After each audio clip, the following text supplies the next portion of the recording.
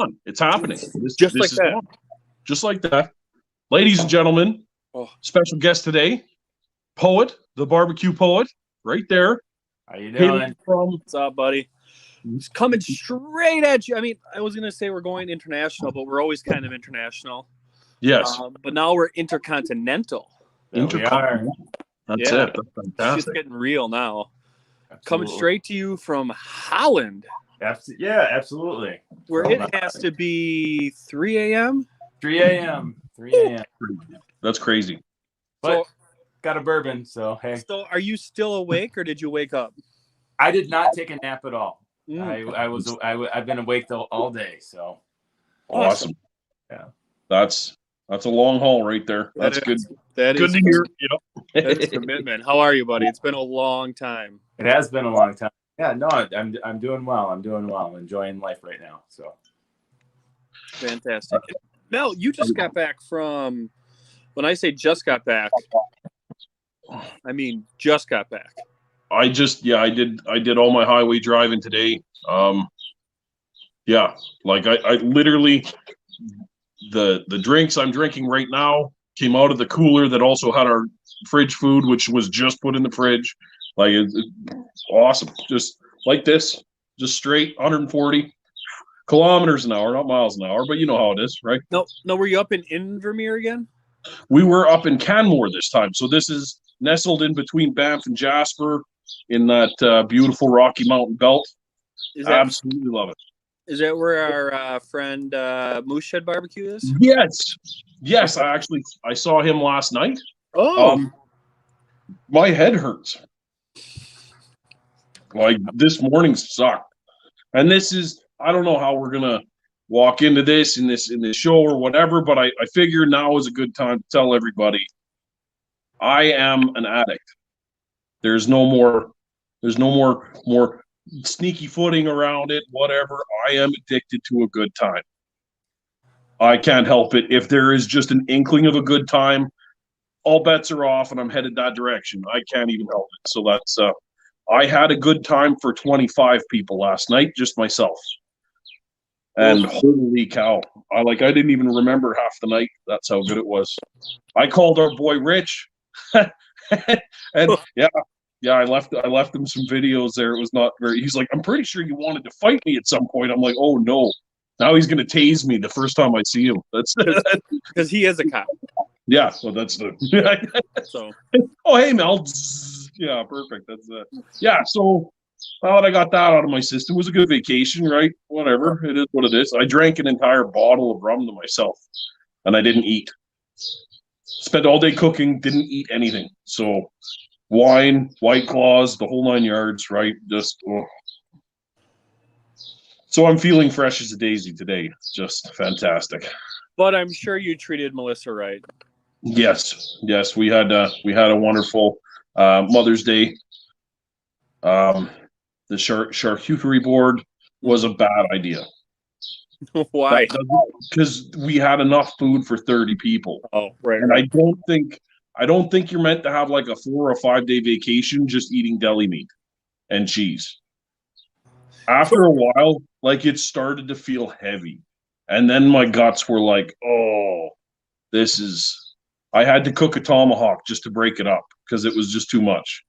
So we made some charcuterie boards. My wife and I like to do it. We like to have a charcuterie board when we watch Top Chef. But we also did that for her mom for her Mother's Day present. And I'll tell you what, with all the cooking and shit that we do, my hands are fine. Cutting up all the different cheeses, I got blisters from the knife from cutting up cheeses for a charcuterie board. Yeah. Insane. Yeah, it's hilarious. I do love a charcuterie board, and I don't know about you, but I do find pastrami to be the most sensual of the salted cured meats. Oh, buddy, did you see that one I had from Schwartz? If you ever look up Schwartz Deli in Montreal, it is close to or maybe Canada's second best brisket after Mel's. It's amazing. So wow. It is, yeah, it is what it is. You know what I mean? Like it's phenomenal. And I keep calling it pastrami, but that's because of you guys. It's not pastrami, it's Montreal smoked meat. Absolutely fantastic. It's okay. Oh, so good. So yeah, there's that. But I think I'm on salads for tomorrow I've got a 3-bone tomahawk roast that I'm doing. I got to do some big green egg shooting, so I've got just this big monster roast that I'm going to be throwing down. But I don't even think I'm not gonna eat it. I'm gonna save it for lunches or something. And I was just gonna ask you, when you say, "Oh, I'm gonna be on salads for a while," I'm like, "Oh, okay, yeah. for a day or two." And he's like, "No, tomorrow I'm cooking a 3-bone tomahawk." Oh, okay. So for the next 8 hours, you're on salads or what? Yeah, that's I would just kill for a Caesar salad. Right there, you go. Or he'll put a piece of lettuce on it and call it a salad. Trying to make a salad, I started with some lettuce, and this 3-bone tomahawk roast ended up on it. I don't know. That's how it goes. So, sensual meats. Yeah, exactly. So we already have somebody chiming in here with, Mrs. Kim Tebby saying, "BBQ Poet, roses are red, White Claws be chillin'. Mel likes to drink a lot while he's grilling." Yeah, love that rhyme. Just in the spirit of you. So, for those of you that don't know, Rob here started out as the product poet. You may know him as the smoky poet. I think he's finally found his groove and settled in on, finding a little bit more of himself in the barbecue poet and bringing that to us. Really cool dude. Both of us got to meet him. I got to hang out with him for a while at Eggtoberfest. He's done a lot. Seen a lot, been a lot of places. It's really cool. And right now, in fact, he's seen Holland and coming live to us from Holland. How awesome is that? Yeah, absolutely. It's been great. It's been great to be part of the Big Green Egg team with both of you guys and getting to know you at the Eggtoberfest that we were first at. Wish we would have been able to have that more recently, but yeah, no, it's been a great journey, barbecue journey, personal journey, and finally here in Holland now, and really enjoying and loving life. So that's fantastic. So tell us what it's like to be grilling in Holland. Let's just start there. I know Mel's going to be chomping at the bit to ask you about some things too, but we'll just start with an overview. Yeah. Let's just say Dutch barbecue is very different from anything I've ever seen. It's a lot of prepackaged meats. Hard to find what I've seen so far, some higher quality meats. Meat's expensive over here. And so it definitely is, I'm trying to find, local butchers and trying to find some specialty shops where I can find some things. And I've been able to find some really good meats. That's some Polish delis, some Turkish delis, great cuts of meats at very, very reasonable prices. But, I went and like today we ended up doing a rotisserie chicken, and, that whole chicken was about €8 or about $10. Whereas you can get, whole chickens in the States for maybe $7-8. Yeah, I get the 2-pack for $10. Exactly. So the flavor profile of what the Dutch are used to is pretty bland, and so you add a little bit of spice or heat to it, and it's like, what was that? It's like, well, that's holy voodoo, and they're just like, whoa, too spicy. The other interesting thing for the fire in the holes now, there's so much wind here. And so it's a battle to get the charcoal lit at times, just the fire starters. But I am enjoying things. We did get a big green egg over here. So I have a large now.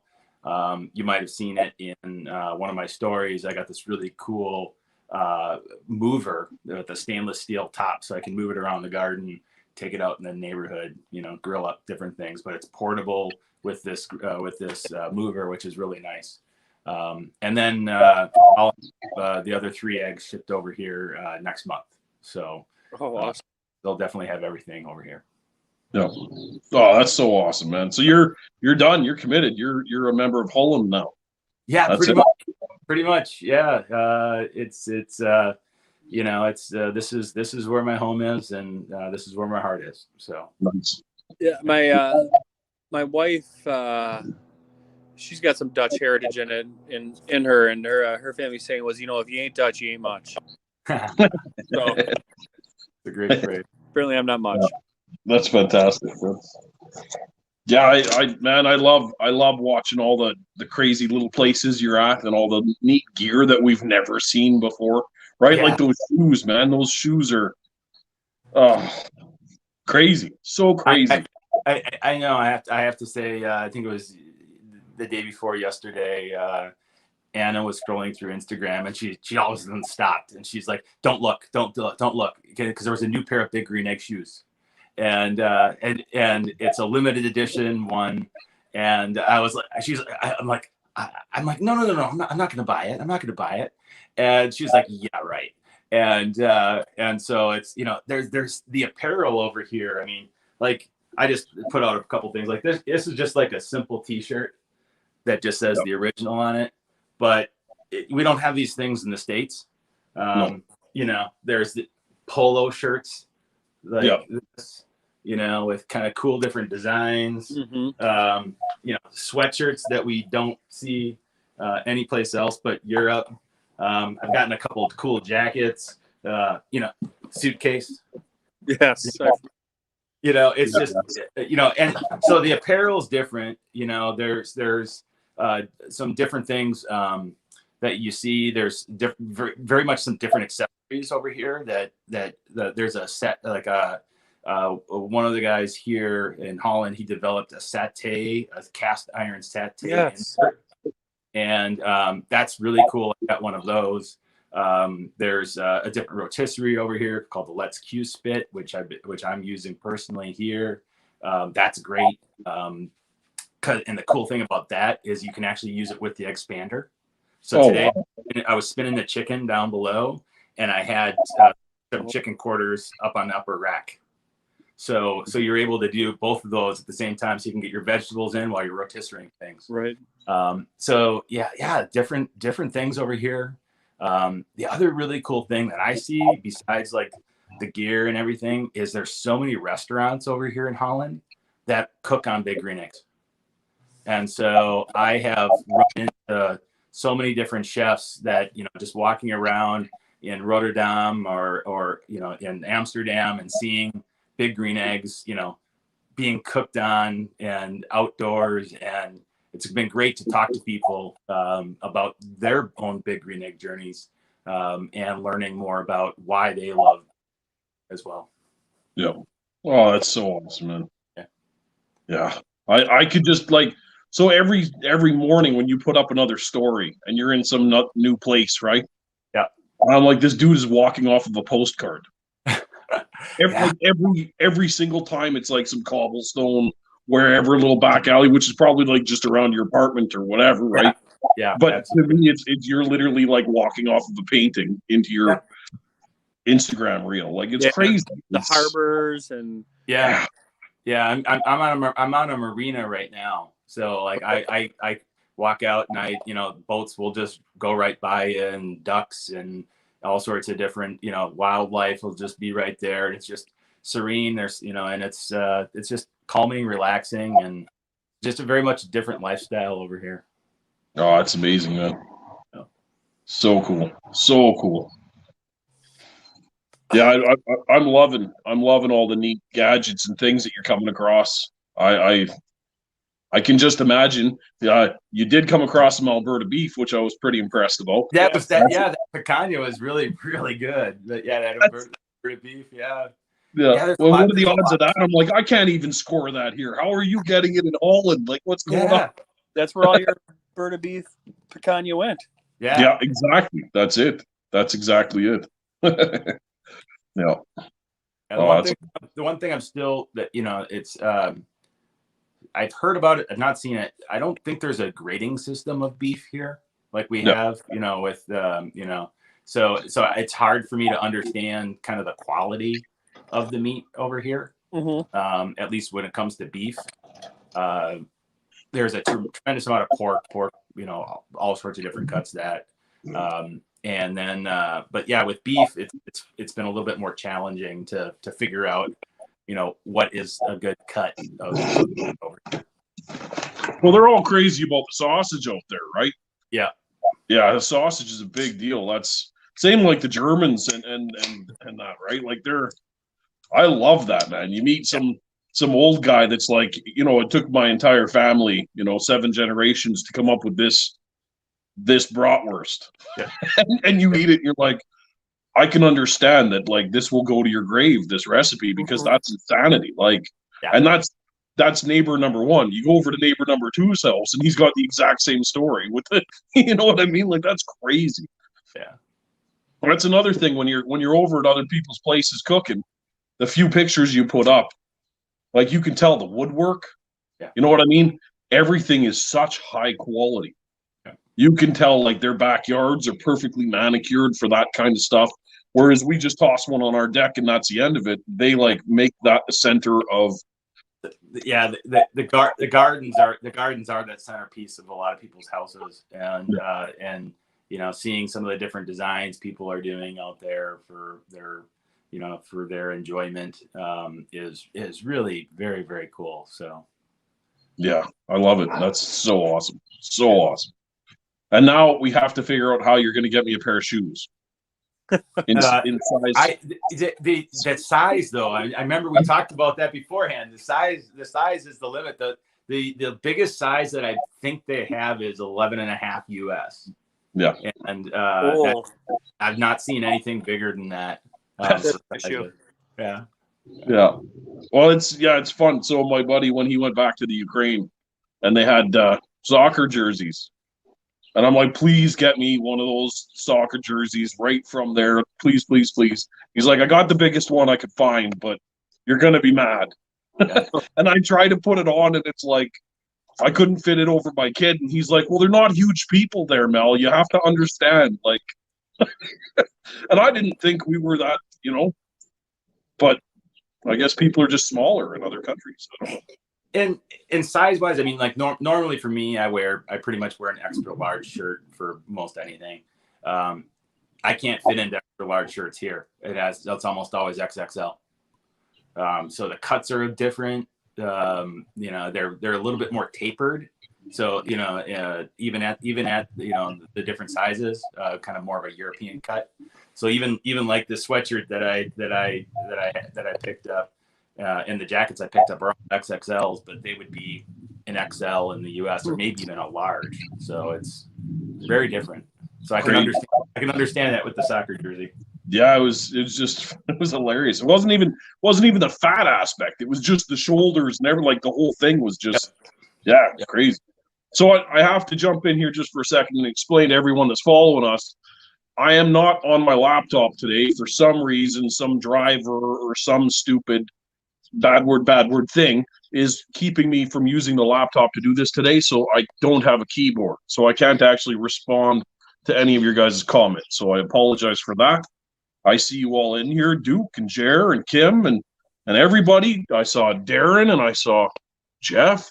The whole house is here. It's fantastic, man. Yeah. Fogel was in here too. That's fantastic. There you go. Yeah, I'm going to throw my laptop through a fucking brick wall or so. I hate technology. It's stupid. There you go. But whatever. It is what it is. So back to our regularly scheduled whatever. How you doing, Poet? How are you doing? Yeah, I'm doing well. It's been crazy 6 months for me or so. As I've transitioned over here to Holland from the States, and it's just been, like I said, for the first time in a long time, I'm personally happy. You got that White Claw. Those are about €2.25 a can here, by the way. And they're worth every freaking penny. Yeah. Just so you know. Oh yeah, absolutely. But yeah, I'm doing well. It's as you can see, I'm not wearing goofy glasses for the first time, and I've kind of gone from breaking out of my own anonymity just to my professional life. where I was the product poet, and then moved to the smoky poet, and now, as Chris, as you had said, now settling in as the barbecue poet, to make it more concise and consistent with kind of where I am, blending both my passion for barbecue, but also still continuing my roots with poetry. And, Nice.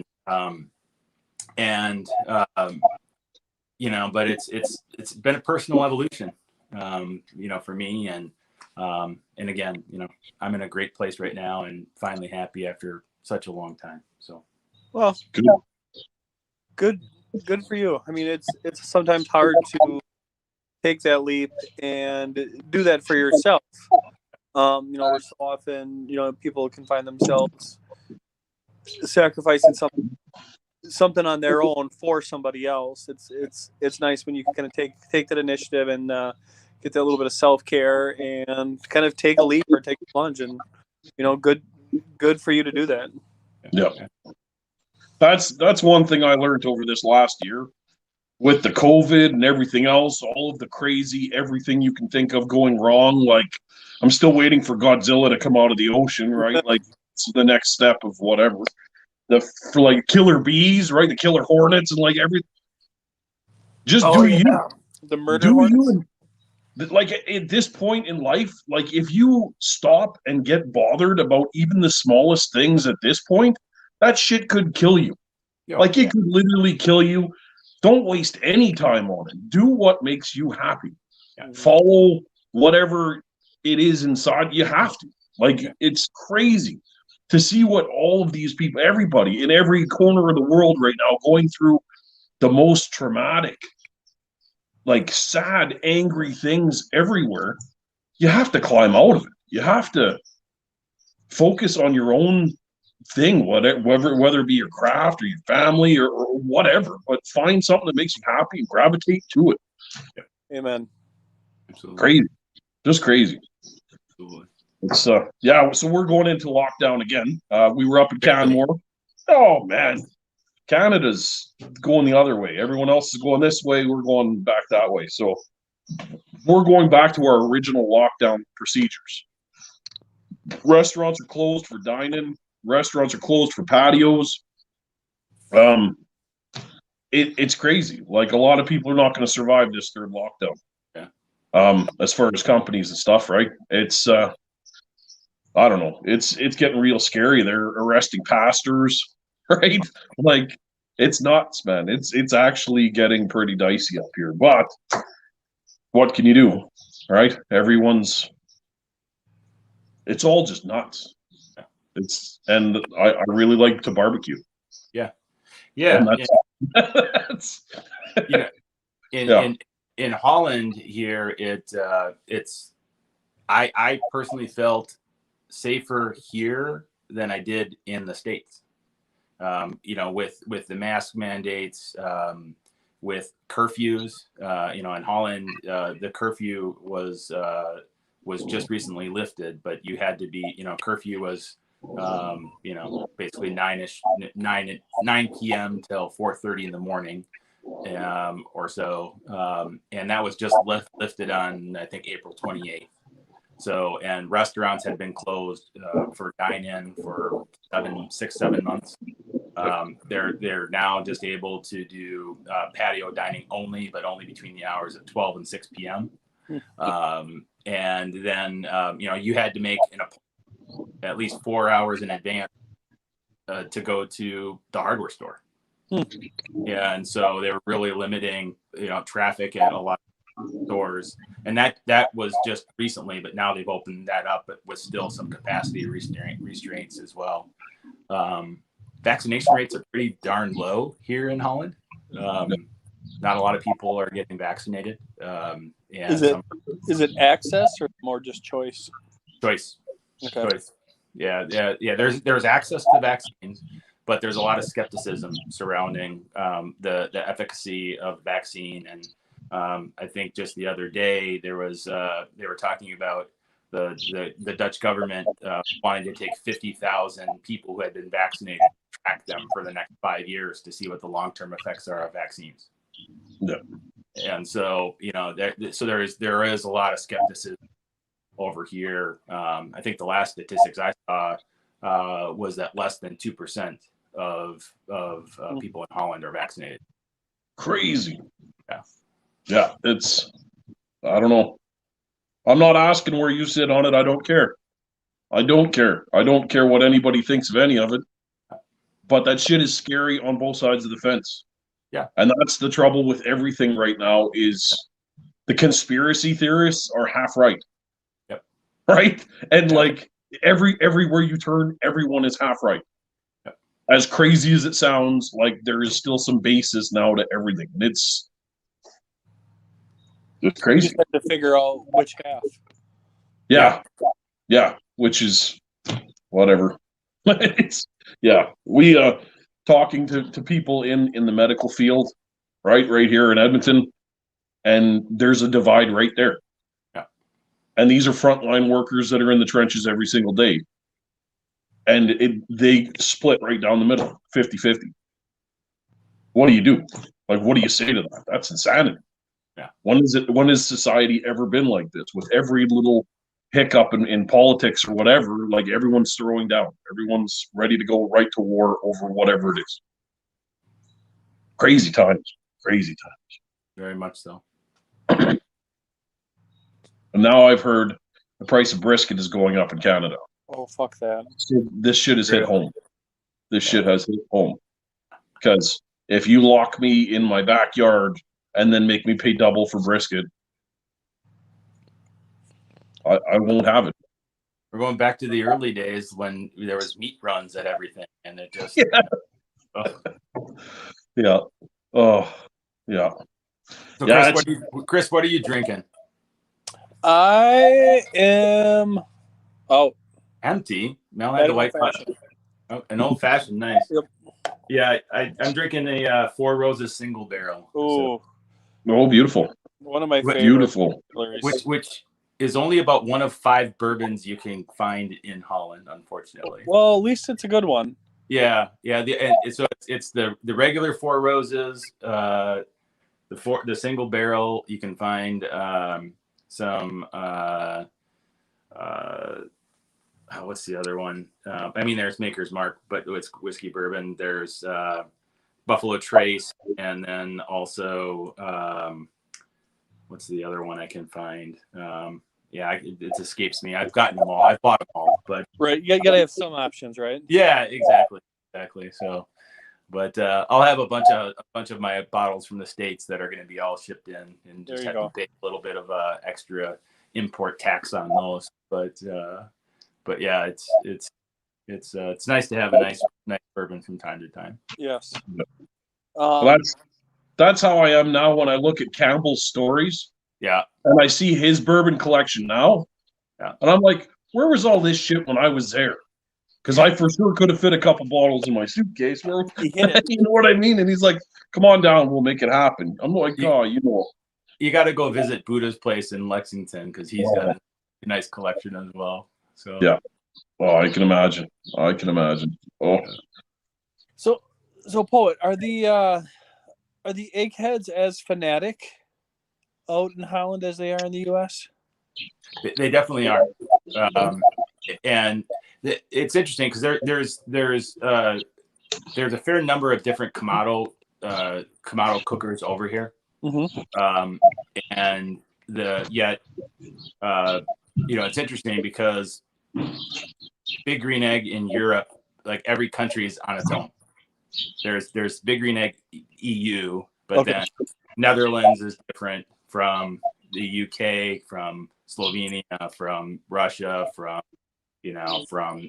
France. They're all their own individual areas, even though there's definitely some marketing oversight.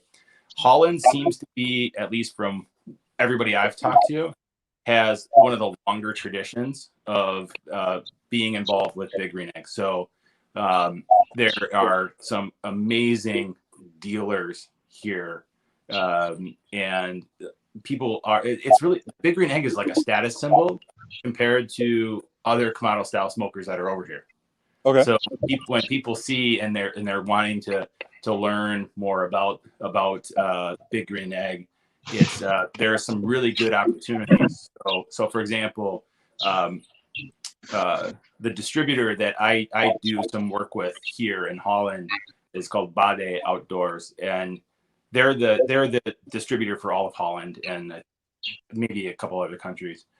They are building a big green egg experience center, which has, you can have, I forget how many acres it is, maybe 80 acres of land. And there's a big restaurant barn where they can host events. There's tree houses you can rent to sleep in and have a big green egg next to it. There are individual patios around lakes where you can have a private chef on big green egg cook for you there.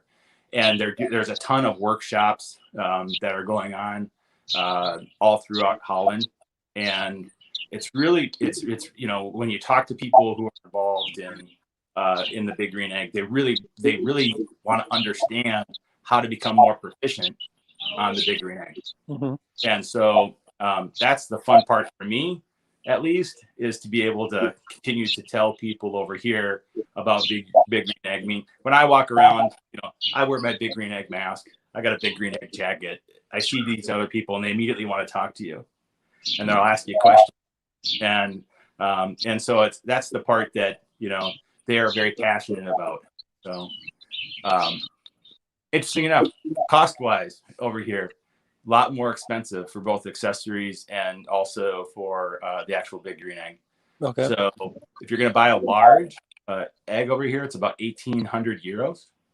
Jesus. So for a large, you don't get the convector, you don't get the regulator cap. You really are getting, you get the insides, the firebox, the fire ring, and the egg itself. You don't get anything that you would normally get from the States from a dealer. And then the accessories are more expensive as well. So so that's why I think a lot of people, once they get involved in big green egg, as we know, there's no going back. Yeah. You need an expander. Oh, you need this. You need that. You need this. But yeah, it's definitely, people over here are very enthusiastic about it. That's fantastic. That's cool, and it's cool to kind of see that passion is really universal. Like it just kind of transcends everything else. Instead of, and especially in a time like this, where there's a lot of weird shit going on and a lot of bad shit going on, that people can find that, and I think that's what's healthy too. That's what gets a lot of people through this. Like being locked down for a fourth time, Mel. That passion is what's gonna help get you guys through. And now I'm sure you're sick of using that, but there's a lot of good that can come out of it too. Yeah. Well, and you can't lie. There's nothing more romantic than like an early Saturday morning, having an egg rolling in the corner, right? With that, just the smoke coming off of it, knowing that there's something going on, and to be able to share that with other people.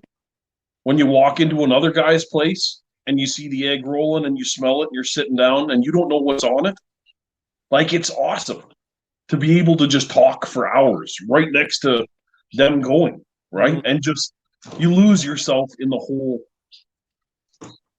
I don't know. I don't even know what you experience. Yes, experience. That's exactly it. Yeah. So the town I'm in Holland currently is called Lemmer, and we're about maybe 90 kilometers north of Amsterdam, and beautiful city, just picturesque. And I found this local butcher here, and he carries some really, really nice meats. And I was on a morning run, and I saw that he had 2 eggs outside his butcher shop, and he had a stick burner too. Doesn't use a stick burner, but has the 2 eggs.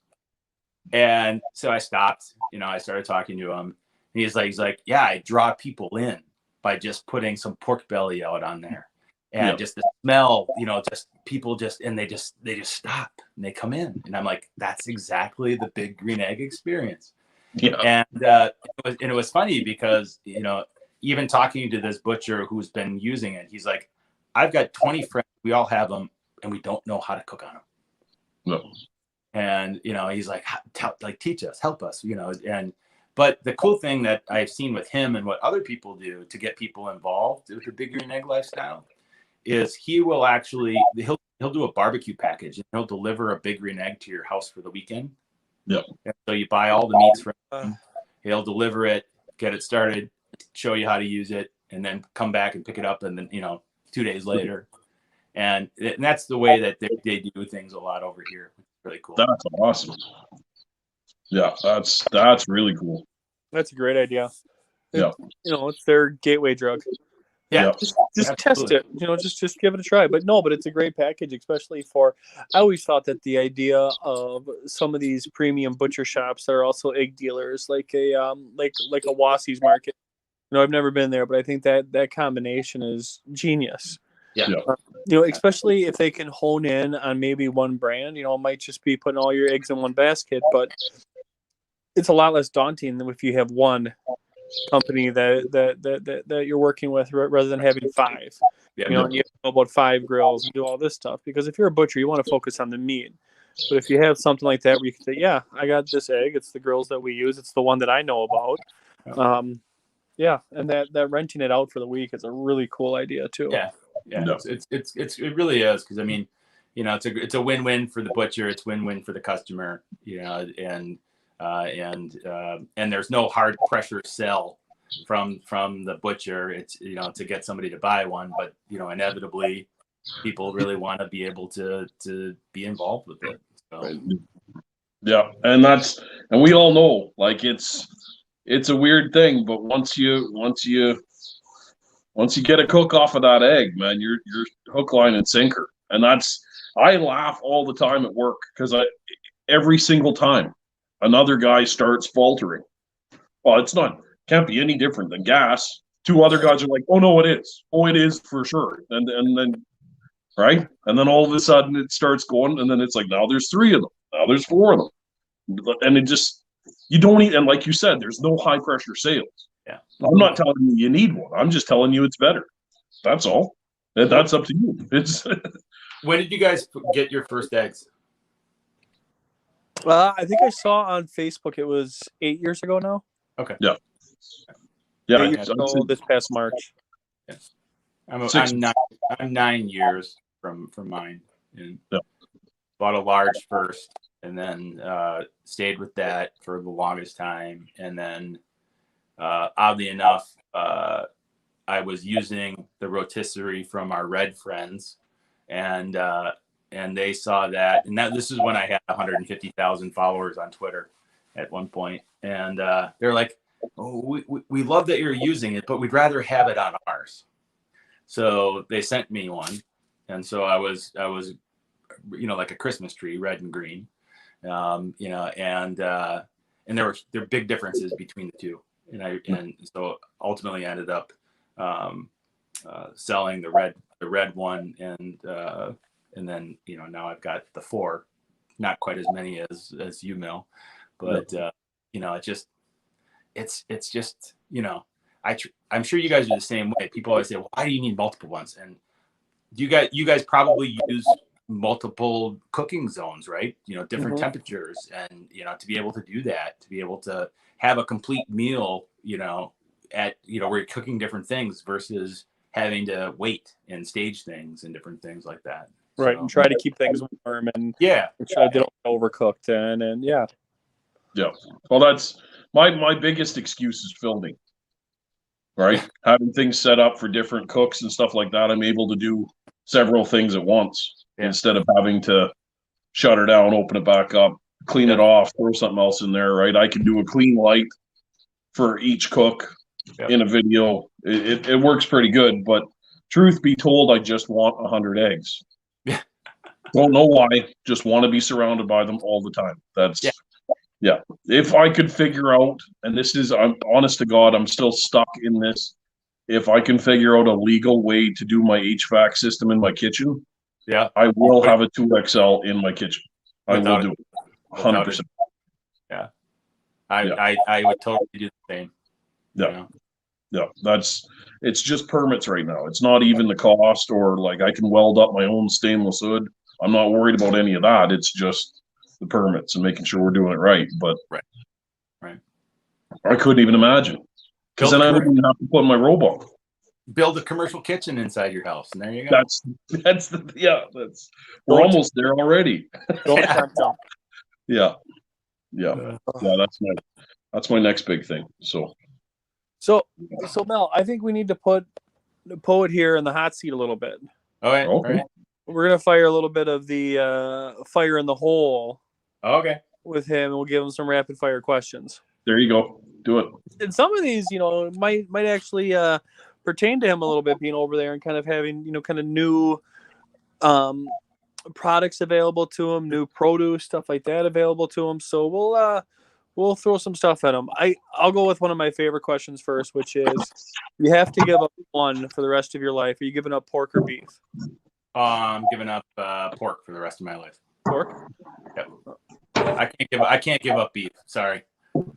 I had the same answer as you. Yeah. Favorite cut of beef? Favorite cut of beef probably is picanha. Picanha. Without a doubt. Favorite steak? Favorite steak is probably a flank steak. Okay. Favorite ribs? Beef rib.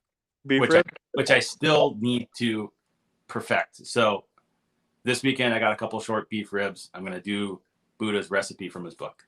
Oh, perfect. Nice. Favorite vegetable to grill? Mel's beer corn. Well done. Favorite fruit to grill? Peaches. Good answer. Yeah. If you would have said watermelon, Mel would No, have I have grilled. We're done here. I have grilled watermelon, and I to make a watermelon salad. I failed miserably at it because I didn't realize you had to cool it. Uh-huh. And so I tried to make this feta watermelon salad, and it turned it, and all the feta just like melted. Now You had cheese too? Yeah, exactly. I figured as much. Oh, my watch is talking to me. That's fantastic. Yeah. Favorite accessory? My favorite accessory is probably right now the rotisserie. I'd say. And your favorite thing to do on it? Favorite thing to do on the rotisserie? Well, I'm gonna back that up.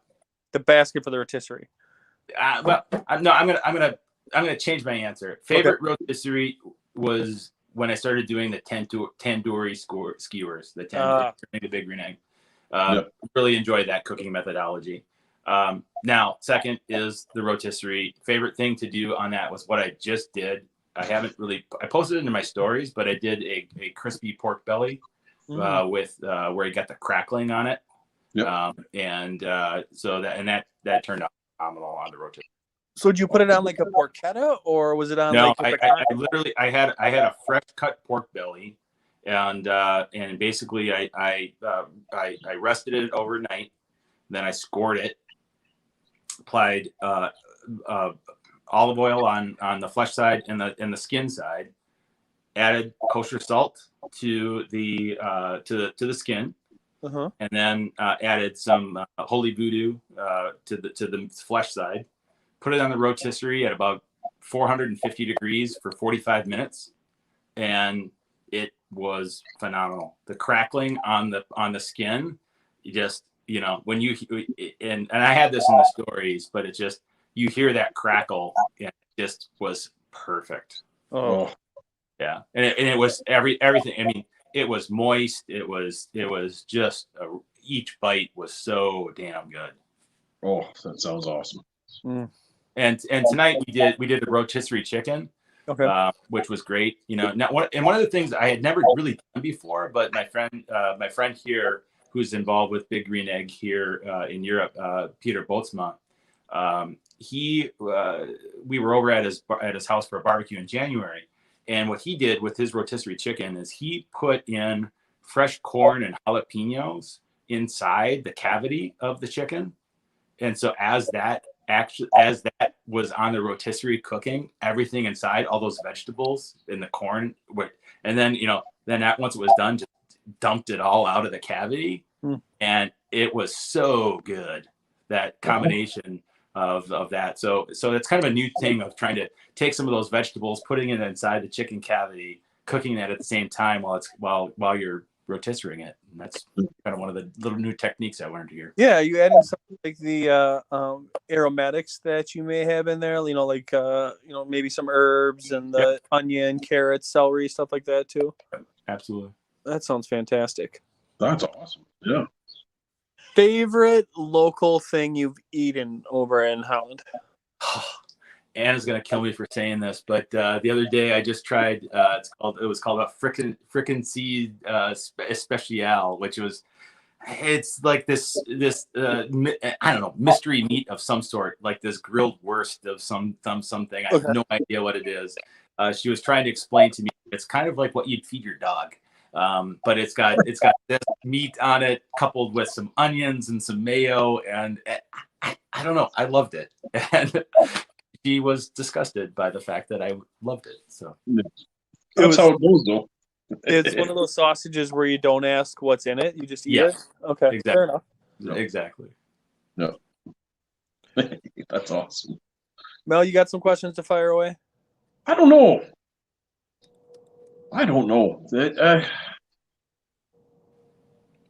What's the car situation like over there? Ooh. So I bought a car over here.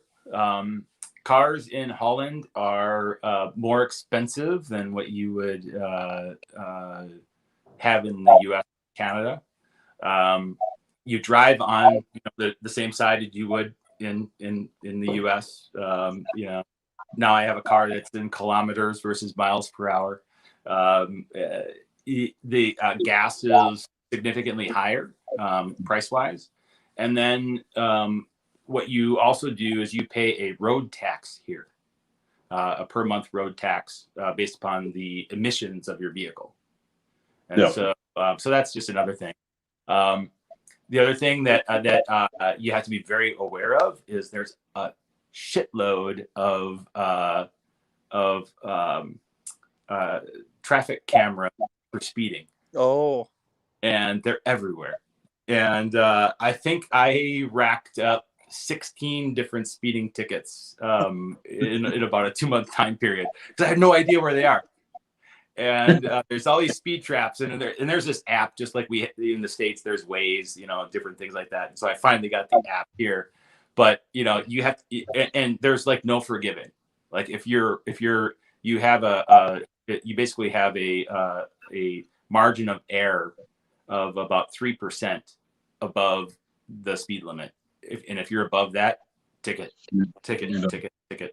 And so you have to be very aware driving around here. Wow. We got a question about your cedar plank. Yes. You did a plank suspended over open the flame cedar flame. Yep. Yeah. Yeah. So I had seen this a while ago. There was I saw a company called Monolith that made a it's actually a beach wood and it's designed to be basically almost like an asado style cooking of fish and meat directly over the flame. Yeah. And so I found here in Urk, I found a dealer that had one. It's actually a company out of Germany, and so I was able to put that whole salmon directly, cooked it with the top of the top of the big green egg open the entire cook, and it turned out phenomenal. Oh. What you have to do is as you're cooking the plank, about every 15 minutes you have to rotate it, just because you want to be able to cook it while it's there. But even with that whole with the big green egg open, it took about an hour to cook the salmon. That methodology. It was a big piece of salmon, but I was able to put in using the big green egg vegetable pan. I had potatoes down below, so I was catching some of the drippings from the salmon onto the potatoes, and cooking that all completely with the dome open. Oh, Oh, that's fantastic. awesome. And the beechwood is completely reusable. So and the cool thing about it is when you take off the metal device that holds it, it becomes a serving platter. So you just eat right off of it. Right on. Yeah. Oh, that's very cool. And that's a great cool accessory. That cost about €50 here, so not too bad. So basically about $60, 60 in the US. And there's a lot of different applications you can use for that. So I can't wait to use it again. Oh, that's really cool. Good question. Yeah, I'm gonna look that up for sure. That's neat. Yeah, the company that this one is from is called El Toro. So it's EL-TORRO.com. They're out of Germany. Okay. Wicked. That's super cool. Yeah, I love different ways to use the big green egg for live fire cooking, which is something that, we always preach that we don't care what people grill on, as far as egg, KJ, over the fire pit, or pellets. But, that's just one thing that unfortunately you lose with the pellets is you don't have that option to, expand to some of that more live fire cooking, which is fine. Yep. But that's one of the advantages for me, at least. Yep. The Kamado style grill. Yep. Absolutely love that live fire. Yeah. Oh, yeah. And that's and that's where I kind of fell in love with the tandoori style cooking as well, because you're going right down the middle and you're going right over that fire. Whether you're cooking a whole pineapple or you're doing chicken or hens or I've done fish on that as well. It's a great style to do that where you're going right over that. Yeah, why don't you talk a little bit more and kind of expand on what you've done, what it is, and kind of where you came up with that. Yeah, I had been trying to find a different way to kind of cook and hang meat, and I've done sausages inside, like snack sausages, which are really, really difficult to do in the big green egg because you have to start at basically 125 degrees in your pit and go up to, and there's just a whole methodology so you don't blow the casings. And so I've always been intrigued with hanging meat inside the big green egg. And so, I had been looking for some different skewers and where I could hang it from the dome. And so I found some skewers on Amazon and just started playing around with it. There's another company that I bought some rubs from and have seen some other. It was Halal Pitmasters, and they've done some other things as well pertaining to that. And so creating a tandoor out of the big green egg was just something that I hadn't really seen before a lot of. And so and again, it's just a different way and a different technique to utilize your big green egg that people hadn't really seen a lot of beforehand. And so again, trying to find different ways, finding skewers, finding the right methodology to make sure that that the meat doesn't slide off the bone, because I had plenty are off the skewer. So I tried limes, I tried potatoes, and then finally I went and got a couple of stainless steel restaurant quality materials for locking devices to be able to hold the meat from sliding off. Oh, that's awesome. It's an amazing way to cook. It's just, very, very different. So what would you say is the benefit of cooking chicken tandoori style versus directly on a grate or on a kebab that's laying on the grate? For me, it really comes down to the fact that when you're cooking vertically, you're getting the benefit of the moisture that's coming from the top all the way through the bottom, and you are getting some really, really moist meat. Now you do have to be very particular when you're cooking tandoor style, because as in the big green egg, we know that the dome temperature is hotter, and then the closer you are to the bottom of your charcoal is hotter. So what happens a lot of times when people are doing tandoor style cooking is they don't remove their meat.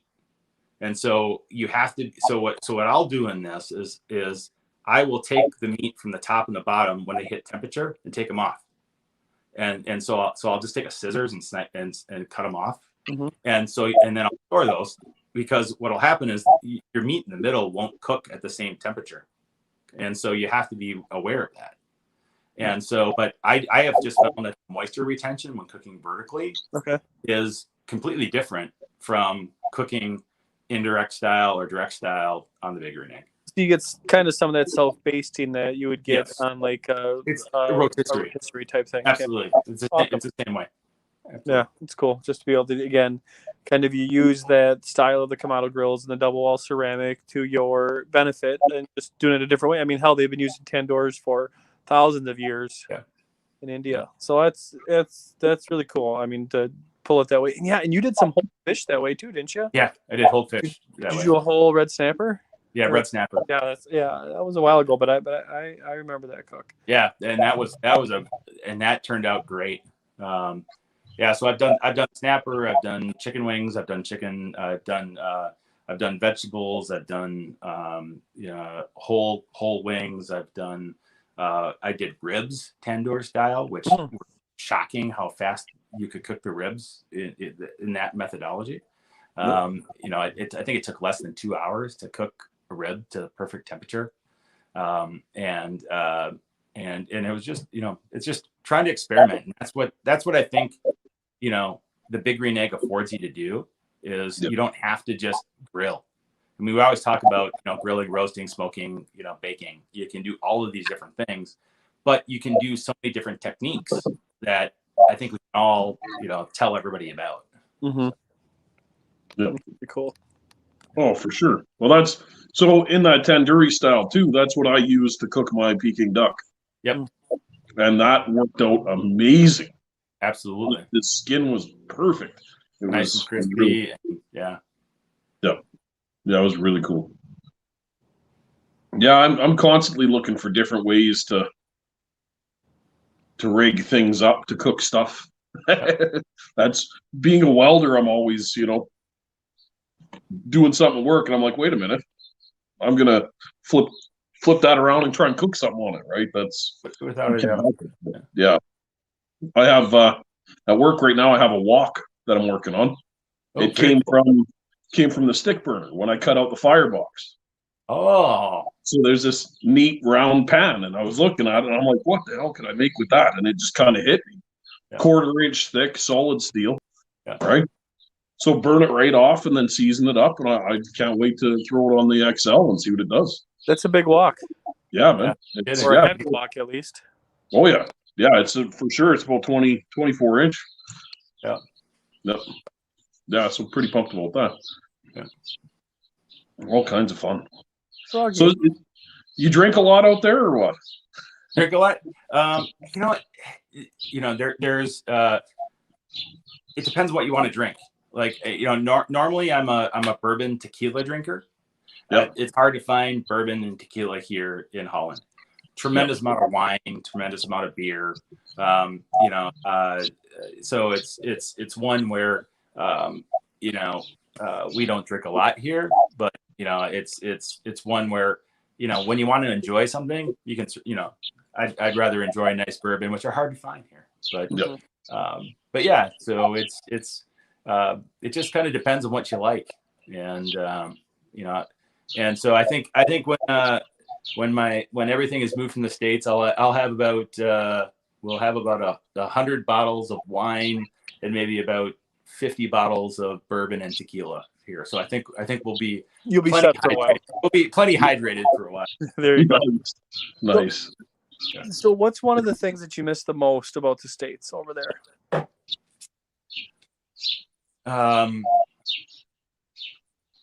I would say the biggest thing I miss the most about the States are the different types of drugs we can get from a standpoint of Pepto-Bismol, Gas X.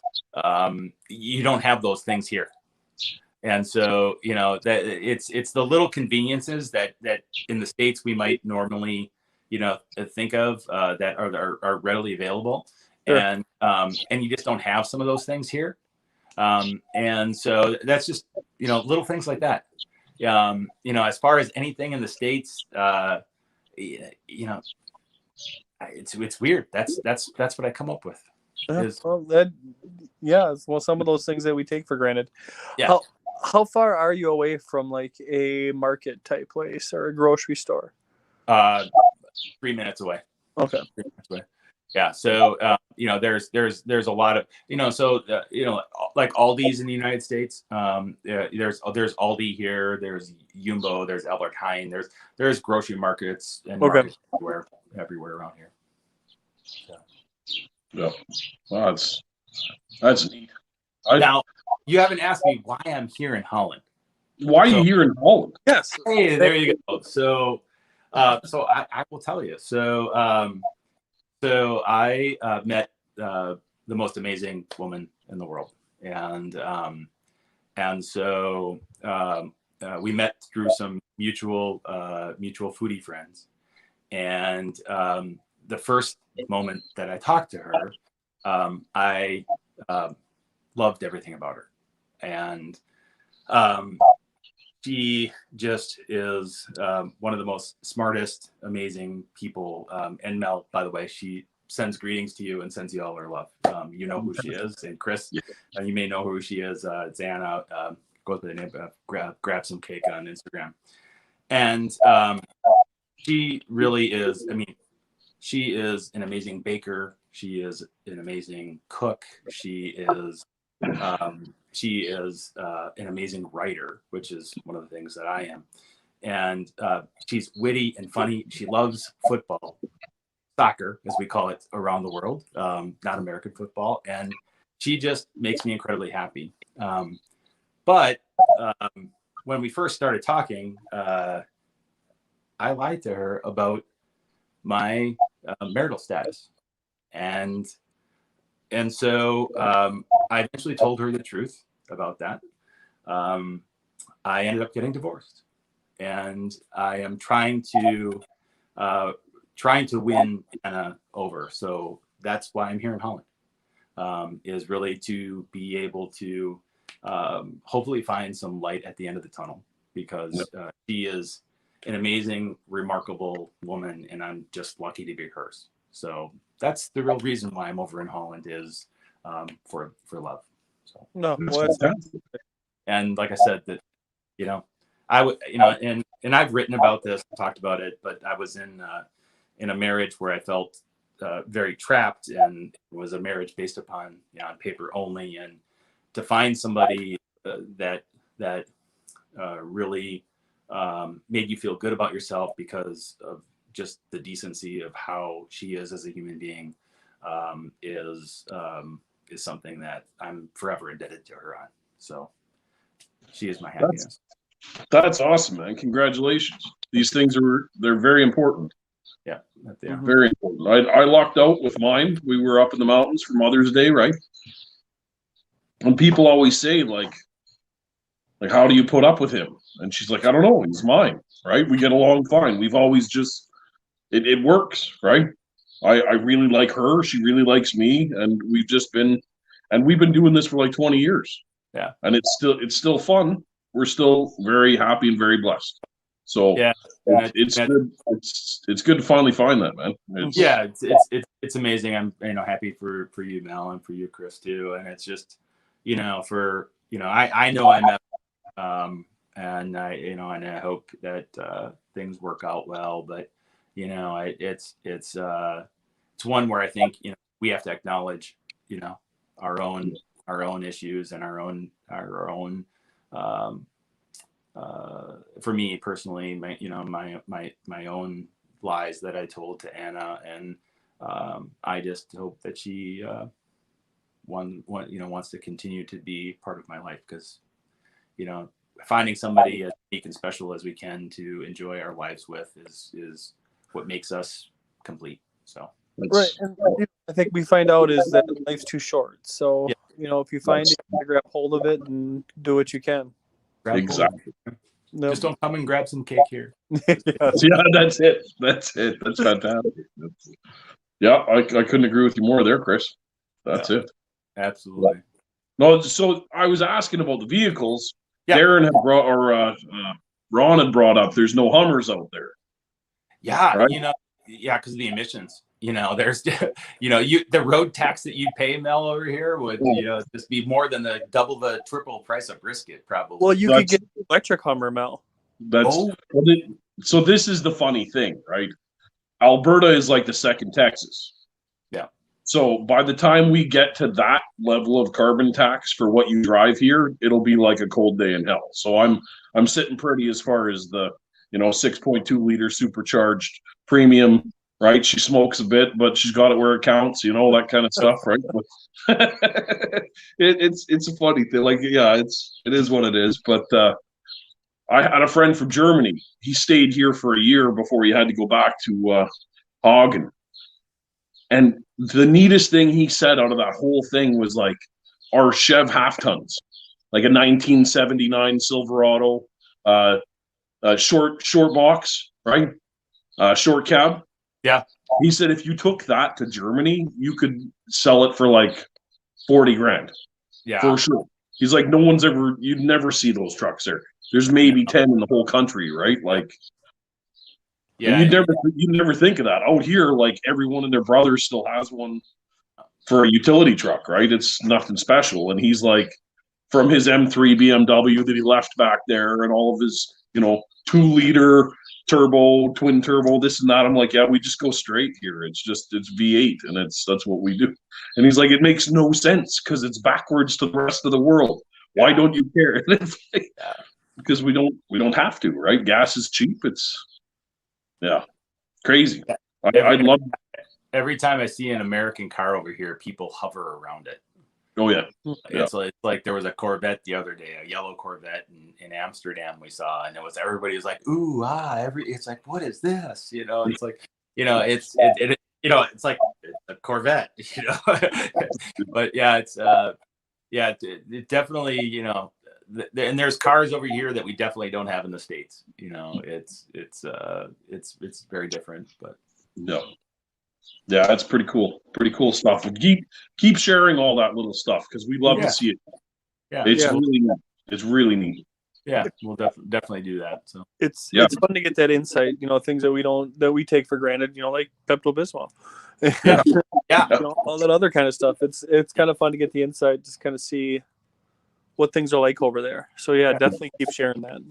So one of the funny things that I still, it was funny. I know we were in a McDonald's in fast. There's lots of the same fast food places, different things like that.